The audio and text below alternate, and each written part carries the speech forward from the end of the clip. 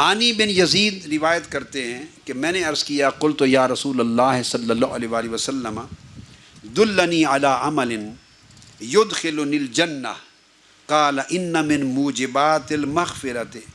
بذل السلام و حسن الکلام. میں نے عرض کیا یا رسول اللہ مجھے کوئی ایسا عمل بتا دیں جو مجھے سیدھا جنت لے جائے،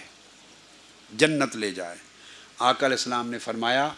سن لو، مغفرت اور بخشش کا اہم ترین جو اسباب ہیں ان میں ایک یہ سلامتی کو پھیلانا